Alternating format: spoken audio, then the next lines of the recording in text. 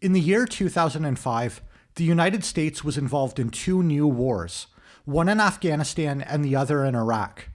George W. Bush had just been reelected. The world economy was recovering from the 2002 NASDAQ collapse.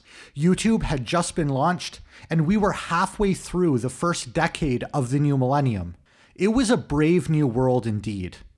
But as if Iraq and Afghanistan weren't enough, a new potential threat was emerging. These countries understand that the Iranian nuclear issue is a problem and continues to be a problem that must be addressed by the international community. There was only one problem. Not only was the US heavily invested in terms of money and soldiers in two wars already, but the Iraq War was extremely unpopular amongst the US populace and the entire world.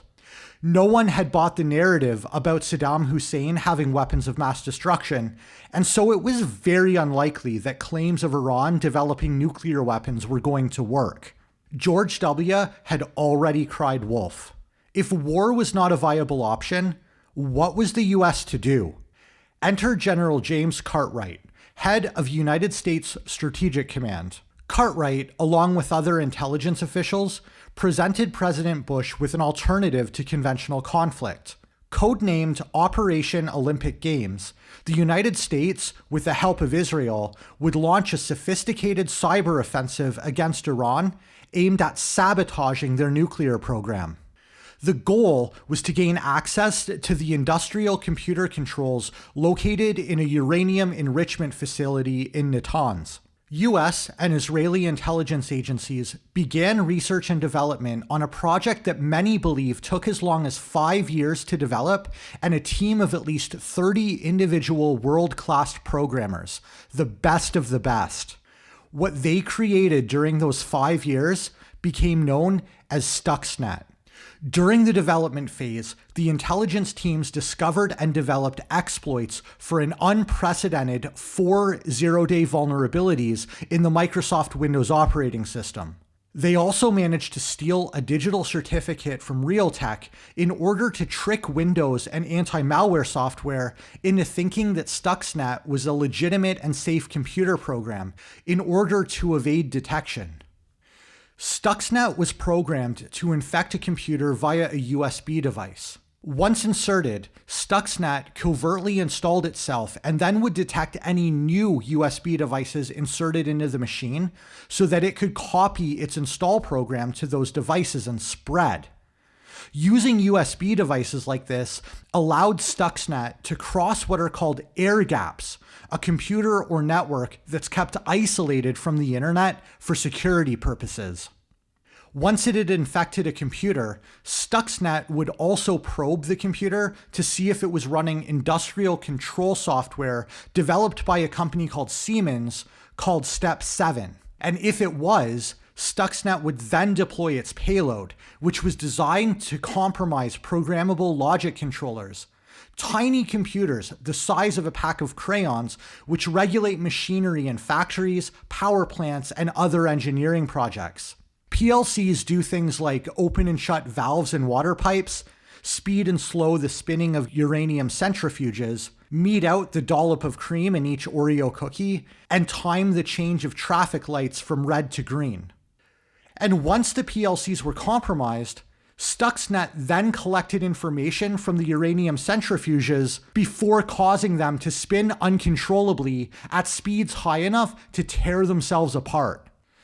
Now, since Stuxnet had to be deployed via a USB device, it's speculated that the first computer to be infected, the patient 0, would have been attacked by a US or Israeli spy posing as a contractor who had access to the facility in Natanz.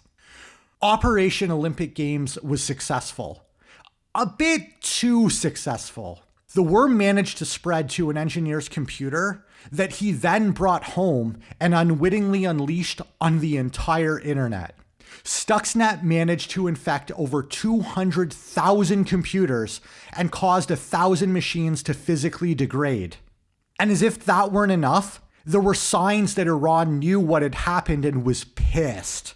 In 2010, Iran publicly accused the West of trying to disrupt its nuclear facilities with a computer virus.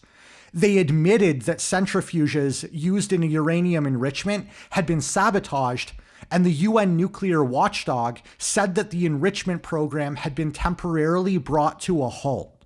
But there was an even bigger problem.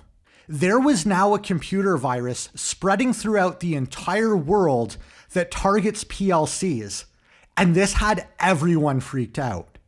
Ironically, the very countries that developed Stuxnet in the first place were now terrified of what it could do.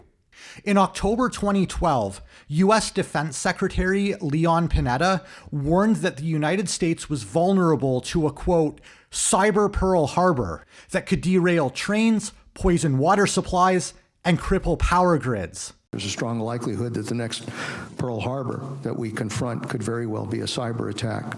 This is a real possibility. The next month, Chevron became the first US corporation to admit that Stuxnet had spread across its machines. In order to take down a monster, US and Israel had created an entirely new one. In 2010, a security researcher named Sergey Ulysin was working as the head of the antivirus kernel department of a small company in Minsk, Belarus called Virus Block Ada. A support request landed on Sergey's desk from an Iranian client who were complaining that one of their employees' computers kept crashing and rebooting. When Sergey examined the computer, he found that the crashes were due to conflicts between various installed applications, which is really common on a Windows machine. So he was about to recommend that they just reinstall Windows and move on, when their client reported that other employees' computers were doing the exact same thing, even after a fresh Windows install. The computers were infected with Stuxnet, and Sergey and his team were the first people outside of the Iranian authorities to discover its existence. They observed that Stuxnet infected systems using a vulnerability that had never been detected before. They wrote up their findings and, with the help of a colleague in Germany, sent a warning to the Microsoft Security Response Center in Redmond, Washington. They also wrote to Realtek to let them know about the stolen digital signature, and the signature was quickly revoked.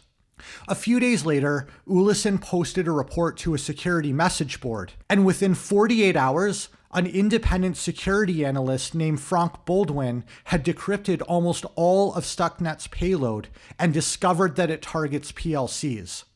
On July 15, 2010, a tech reporter named Brian Krebs broke the news of the virus on his blog.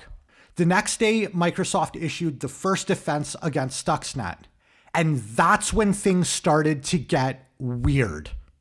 On July 14, 2010, just as news of Stuxnet's existence was starting to become widespread, and it was being removed from infected computers, Stuxnet fired back.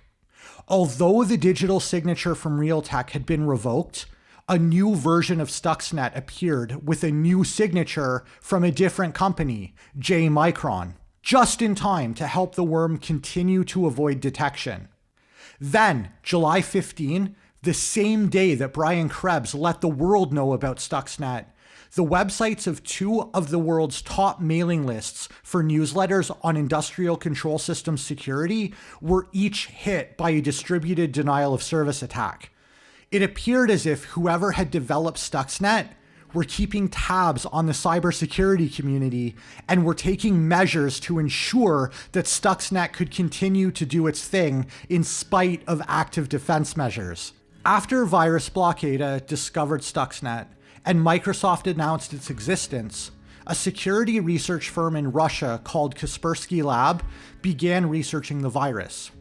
Kaspersky shared its findings with Microsoft, and the two undertook an unusual collaboration to analyze the code. Symantec, ESET, and F-Secure also published extensive analyses of Stuxnet, and Symantec later joined Microsoft's formal collaboration with Kaspersky to study the worm. Then Siemens, the creator of Step 7, the industrial control system software that Stuxnet targeted, developed and released a detection and removal tool for Stuxnet and recommends contacting customer support if an infection is detected. The US and Israel have never formally confessed to Operation Olympic Games or to developing Stuxnet, but leaked documents strongly point in their direction.